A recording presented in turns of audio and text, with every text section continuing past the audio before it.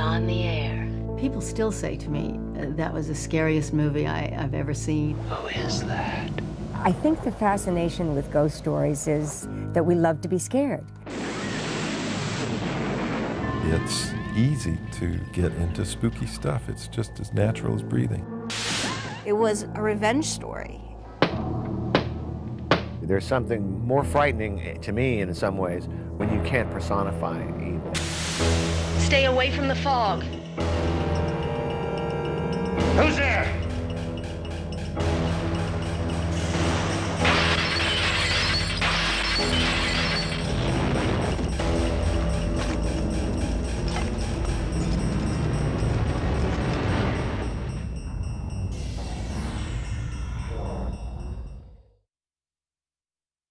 The one, the only, the classic Halloween. I remember Halloween being the most frightening film I had ever seen. And I think the reason it was terrifying is because the audience was always, they were with the killer. They knew what was coming, and so you were waiting. You were just on the edge of your seat. It was an amazing first time. We were kids. I wrote it for free. John wrote it for free. I produced it for free. John directed it for free. I mean, it was a labor of love. Halloween came out, and it didn't get very good reviews. It kind of got, everybody said it wasn't very scary, it's a turkey, blah, blah. And I thought, Deborah called me when I was shooting Elvis in Nashville. We were on location. She said, nah, this one didn't work. So I had kind of written it off, and then weeks later, a month later maybe, Bob Ramey from Avco Embassy came to pay a visit on the set and wanted to do a two-picture deal with me over there. And based on the success of Halloween, I didn't know what anybody was talking about. What is everybody talking about? What success? I thought we bombed. Halloween got re-reviewed by the Village Voice, and kind of a very positive review. And all of a sudden, not only was the movie making money, but I was a sort of second-rate tin pot Hitchcock, which was absolutely not true, but that's what they were saying. Halloween became this independent filmmaking phenomenon. Halloween, until Blair Witch Project came out, was the most successful independent film in history. It cost $320,000 to make and grossed $55 million. Halloween gave John and myself credibility immediately. It became a cult classic immediately. John and Deborah just lit up like a firecracker. They just became hot as they could be. They delivered this home run right out of the park with Halloween. And so everybody wanted a piece of that. Everybody wanted to be a part of that and see what they come up with next. They definitely wanted to follow it up with another scary movie, you know, to sort of plow that same field. I think they wanted to be sure that it was a very visual and a little more, I guess you might say classy type of project. I don't think they wanted to do another knife picture. And they hit upon the notion of a real old-fashioned ghost story. It's not like John and I said, let's go do a ghost story. We happened to be in Stonehenge. We were over in England and we took a trek down to Stonehenge. Out in the distance, pulsating in the fields and in the bogs out there, was this fog bank, and it was pulsating as if there was something in it. And John said, what do you think's in that, in that fog? It was a very overcast, kind of a typical British day, and there was a fog bank sitting out there, and it just seemed like a great eerie kind of situation. And then when we started writing it, we went back to the old thing of revenge. I think ghosts exist because there's something about their death that keeps them going and keeps them sort of in an altered universe, and most of the time they come back for revenge. Well, for me, the fog really goes back to a comic book series that I loved back in the 50s called EC Comics, Tales from the Crypt, The Vault of Horror, and they always had these rotting corpses rising up and getting revenge on somebody. Well, there's a real story that took place in Goleta, California at the, I don't know, was it 1800s? Literally, it's the fog. They were bringing in gold, and they put bonfires out on the beach to bring the ships in. By the town hijacked it. The ship crashed, they took the gold. I mean, that's out of history. And it was a great trick, lure people to their deaths. And I thought, what a great revenge story. Blake followed our false fire on shore, and his ship broke apart on the rocks off Spivey Point. We were aided by an unearthly fog that rolled in as if heaven sent. You know, while Halloween was about evil, even though there were evil aspects of the fog was much more supernatural. And I think what we tried to do in Halloween is we tried to explain evil in a human as opposed to the revenge in ghosts. And so there are very, very different themes to the films. And so therefore, because they're different themes, they have to look different and they have to be shot differently, and they were stylized in very, very different ways. We're not building you up the same way as we did in Halloween. We're not trying to get you to be frightened of the same things. It's somewhat different. We were probably drawing on a lot of the classic sort of ghost stories as opposed to horror and slasher. I think The Fog was very sort of literate in that sense. Didn't rely on the usual scares.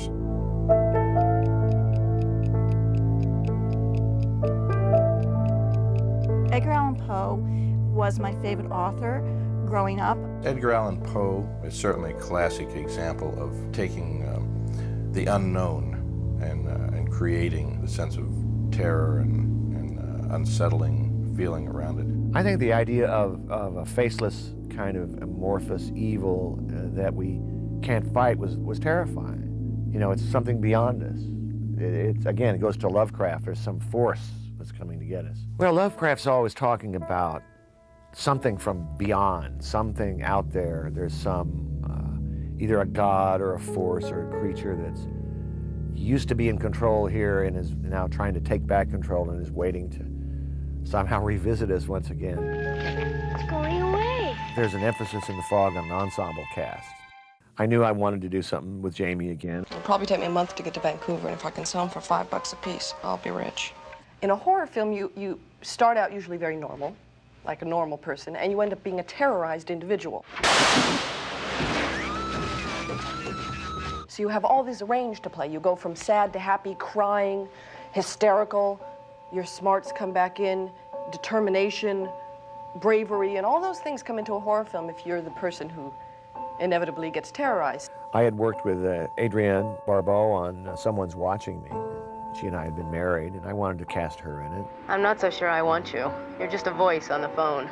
I think you'll see in all of John's films that he is attracted to strong women characters, and I know he's said in other interviews that he's a huge fan of Howard Hawks and the Hawksian woman. And so he wrote a heroine, he wrote a strong woman. Well, that's what I get for owning a station. And if you don't tell me why you call in about 15 seconds, I'm gonna have to hang up on you. She's not being saved by someone else, she's doing the saving. Andy!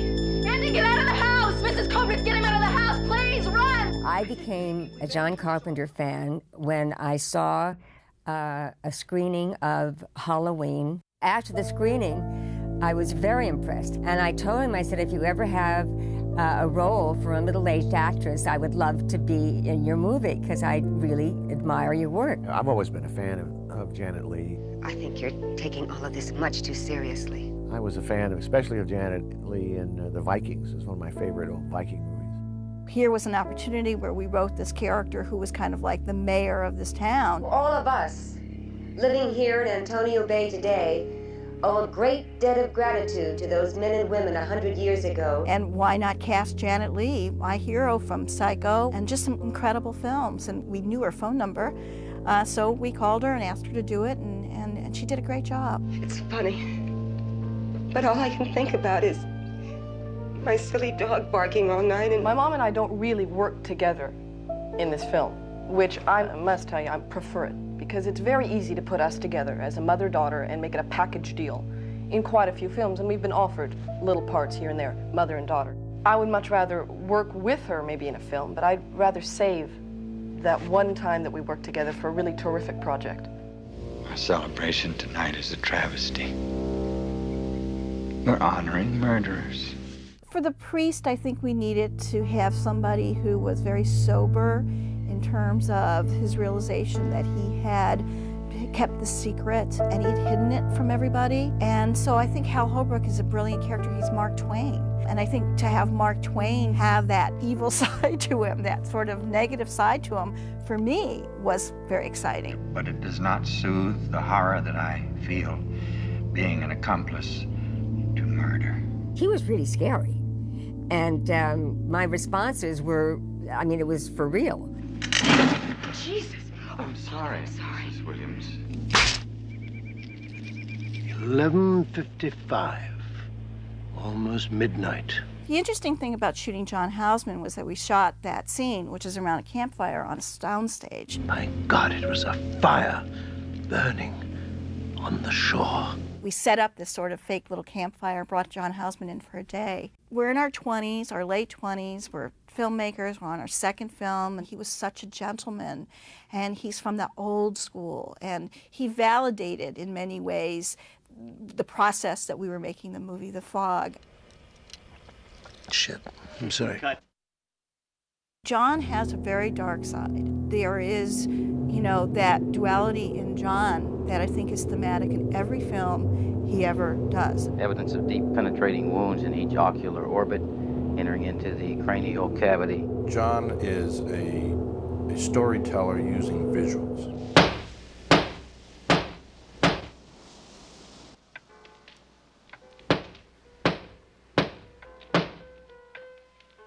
His great strength when I began working with him was the revelation that he really cared about the camera and storytelling with that. John's filmmaking is a study in how to keep it simple.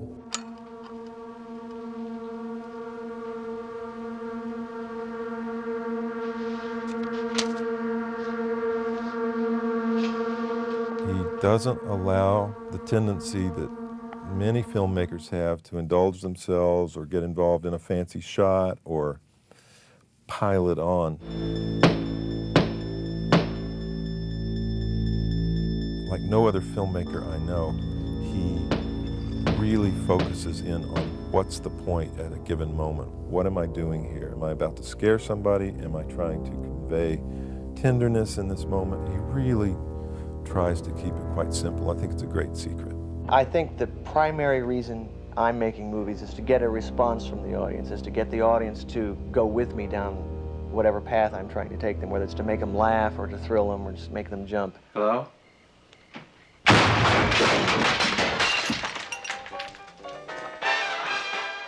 The Fog was the second movie I'd made with Dean Cundy, who's a brilliant photographer. I mean, he's one of the greatest of all time. I had been doing a lot of low-budget films with a lot of directors, and they usually involved actions and car chases and girls with machine guns. You know, it was the projector fodder of the period when they were still drive-in theaters. And working with John was, to me, a great sort of revelation about how you could actually make films that were low-budget but still had a great deal of sort of style and thought that went into them. Each shot, each sequence should involve, a storytelling moment or creating an emotional response. Using everything that the film process allows you to use, which is, of course, visuals, music, sound effects, editing, all of that style that is important in film. With a slightly larger budget, we were able to build sets. And most of the low-budget films I'd been doing previously, we were always limited to shooting in locations, which was, for me, a great training in how do you work in small spaces, real locations and so forth, and make them look like something. It was a great experience to take the lighthouse, for instance, and instead of having to shoot so high off the ground as the real lighthouse was, to actually have it on a stage and be able to control the lighting and to create the moving light that we needed at night to be part of the mood and the style of it, which would have been impossible perhaps had we been shooting in a real lighthouse. I think the use of the anamorphic panel vision widescreen format is something that John really insisted on. And when you have very, very little money and you're composing for this huge widescreen, it actually looks like you have a bigger than life movie. And I think also, too, with the ensemble nature of The Fog, it was really great because you can compose multiple heads. The 2:3:5 aspect ratio, the anamorphic ratio, to me is always one of the most interesting. Once in a while it's a handicap, but most of the time when people complain, well, the film it's so wide you can't shoot a close-up in it, what they're not doing is figuring out how to use the rest of the frame to help tell the story. You can do things to shoot a close-up in anamorphic and yet still embellish the frame with either other aspects of the location, the set, or whatever in the side of the frame. It's more how we see as people. We were able to go and shoot, for instance, the lighthouse on the cliff and really create the loneliness feeling about it. It wasn't about just a lighthouse in the middle of the frame, but also about the scenery and the California coastline where we were working. Parker! We shot the movie in Inverness, California, Point Reyes National Seashore. How we found this lighthouse is we went for a trip starting here in Los Angeles, driving up the coast, stopping at every single lighthouse that we saw in California. And when we got to Point Reyes and we saw this location, and it was the second foggiest point in the United States, with Nantucket being the first, I mean, it was just an amazing location. It was difficult to shoot, it was unique, it wasn't that sort of tall, phallic-looking lighthouse that we're all familiar with, and it just lent itself to the movie. KAB 1340. Because we decided to shoot in this location, the movie itself was less claustrophobic than I think Halloween was. You know, we had a lot more daylight in the fog. There was the ocean. There was all kinds of fun things in it that we didn't have in the first film that we did. To get there, you have to walk down 365 steps or some, I don't remember the exact amount, but they were a lot.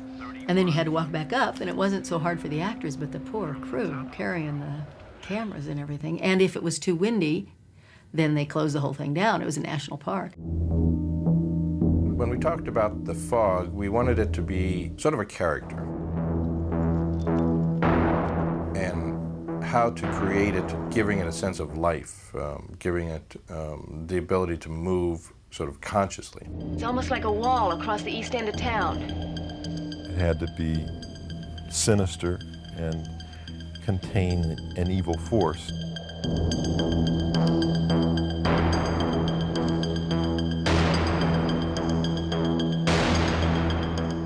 On set or around the actors, coming down the street, you have what are foggers. I mean, these big machines, and they put out all this fog. And I asked our effects guy, Dick Albane, what's your secret ingredient? He says it's called fog juice. And if you've ever played around a movie set and watched the special effects guys doing their fog machines, either the great big ones or the little bitty foofers, it's just sort of and it goes like that and it goes away. So try controlling that.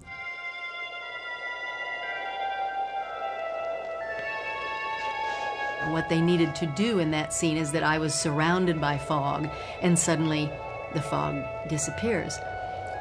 But they could blow the fog in, but they couldn't get it out. So John came to me and he said, look, we have to act this scene in reverse, and then I'm going to print it backwards. And he said, the one thing you have to do, aside from getting all the emotions in reverse, is you have to be careful when you blink, because blinking shows up on camera. When we do this technique, it'll look weird. We needed wide shots that showed the fog consciously moving through town and around buildings and down streets and so forth. We developed a technique where we would photograph the city streets and the wide shots of the town, and then we would, on a stage completely blacked in, we would build a black sort of form or shape that replicated the buildings. And then we would photograph the stage backlit with light to bring out the fog that we would then shoot in, and we would use carbon dioxide fog, dry ice essentially, so that it was very low and dense and would creep, and it would move around these black shapes, and that corresponded to the buildings that we had photographed previously. So what we got was a fog that would react to these large buildings but move in a flowing motion, seemingly with purpose. I remember we were in the editing room. I had gone on a holiday and I came back from Tahiti, and Charles Bornstein and Tommy Lee Wallace were in there, and they've been cutting away. I said, how's it going, guys? And they had these grim faces, and I realized, ooh, I think we're in trouble. I didn't have a great feeling about it. I thought that we'd done okay, and John had put, you know, some nice music to it. But it was still... We'd done a final mix, and I watched the movie, and I realized, this doesn't work. There's something wrong here. ugh, this doesn't work. It's really getting late. There's not much we can do about any of this. After we showed the picture to Bob Remy and the Avco Embassy team, they felt that it really wasn't quite scary enough. They didn't react with the amount of terror that we had hoped. It sucked. It was terrible. And it didn't have an impact, you know, this wasn't any good. And that's a tough time. That was the first time as a filmmaker I had to face that situation, and I thought, you know, hey, you can go cry or you can stand up and be a pro and let's go fix this baby. Let's go get it right. Let's get it better. Let's make it scarier. Let's make it moodier. For a moment, they could see nothing, not a foot ahead of them. And then they saw a light. We felt like we needed to go back in and emphasize certain things that would raise the stakes in terms of the horror and the terror. There needed to be more. There needed to be the obvious threat of life.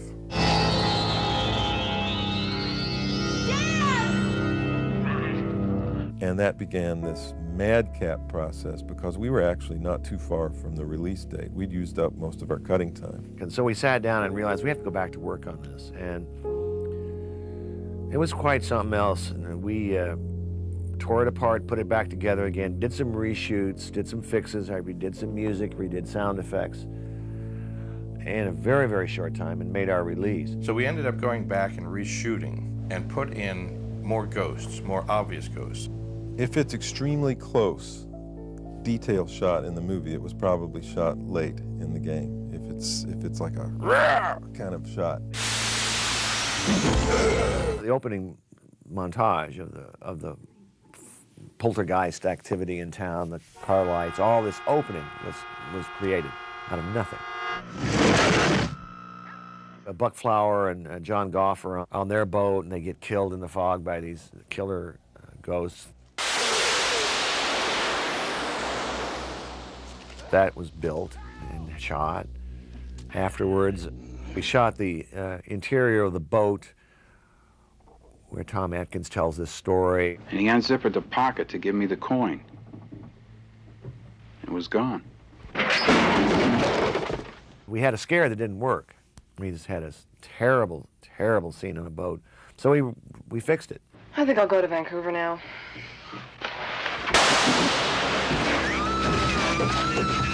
I added a character in the morgue where the guy sits up. That was all after.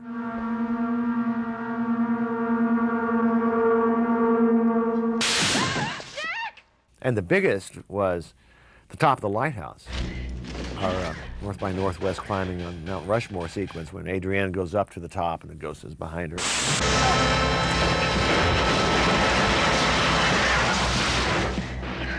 That was not in the original. So you were talking about a lot of mood, fear, scary scenes, just better done. David Cronenberg had just come out with the movie Scanners, and the Scanners was really quite graphic, and there was more gore in Scanners than we had in The Fog. I mean, John and I are always sort of big fans of things that what you don't see is actually scarier than what you do see.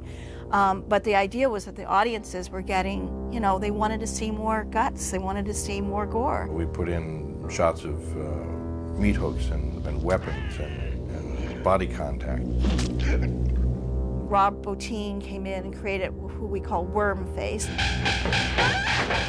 You have to create, you know, a film that reacts to the changing sensibilities of the audience. In the original marketing, Jamie Lee Curtis was not on the poster.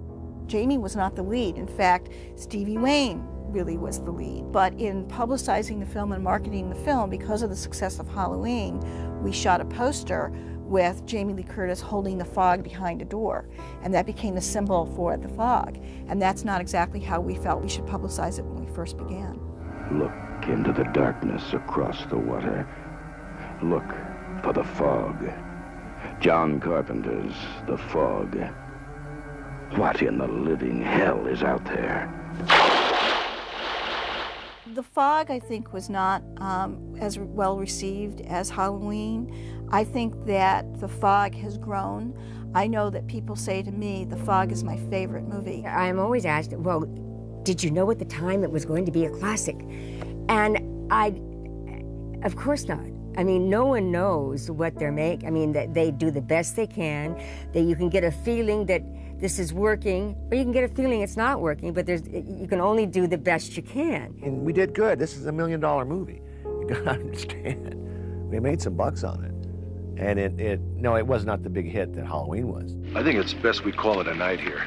I think then it might have been either ahead of its time or just not what audiences what was on their radar. I think it's since gone on to do fine, you know, over time. I think we should all keep in mind the significance of this night. The audience decides. They can like it and forget it. That's fine. Or they can like it and remember it. And that is obviously what happened with The Fog. It's just endured. People remember Stevie Wayne's voice. To the ships at sea who can hear my voice, look across the water into the darkness.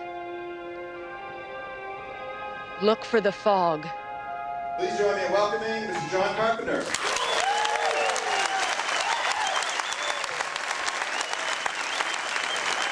The audiences that love The Fog has grown and grown and grown year after year after year. And I think that we're going to find a whole new audiences that will love The Fog as much as we had hoped they would back then. It taught me a lot of lessons about screenwriting and about what kind of movie to make. Mistakes. It was a great learning experience.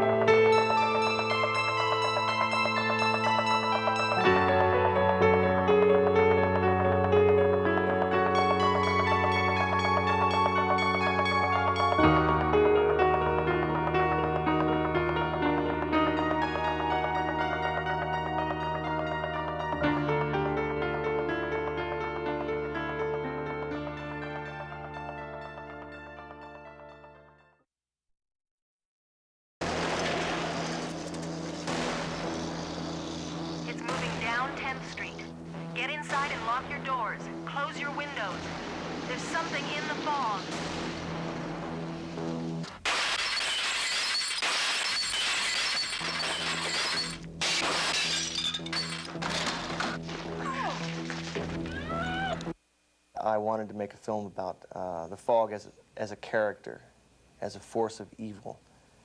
But I think it boils down to a horror film in the end. Horror films have traditionally been good at the box office, so that's one thing. But also I enjoy making people jump. I think it's purely instinct to know what's going to be scary when you're writing a screenplay. My background is a love of features like The Thing and Tarantula and all those horror films of the 50s. And from watching them as a child and growing up with them and reading a lot of Edgar Allan Poe and those kinds of books, I've learned to love horror, and instinctually I know when something is going to be scary.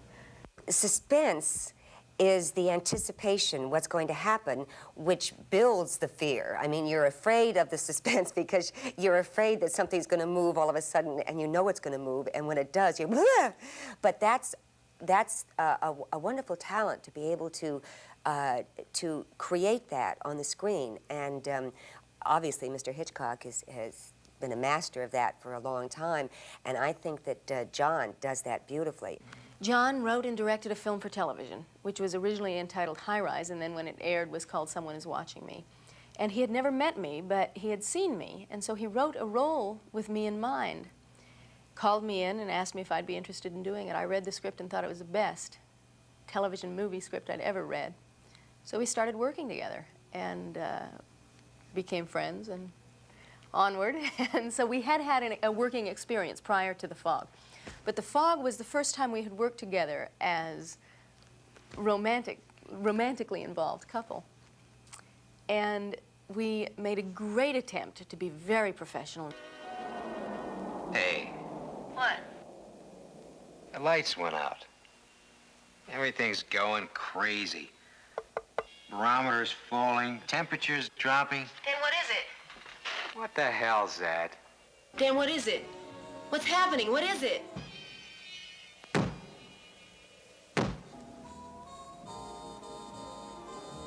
This has got to be a joke.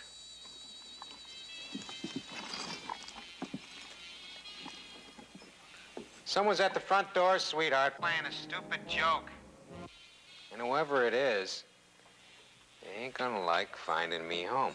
Dan, stay away from the door!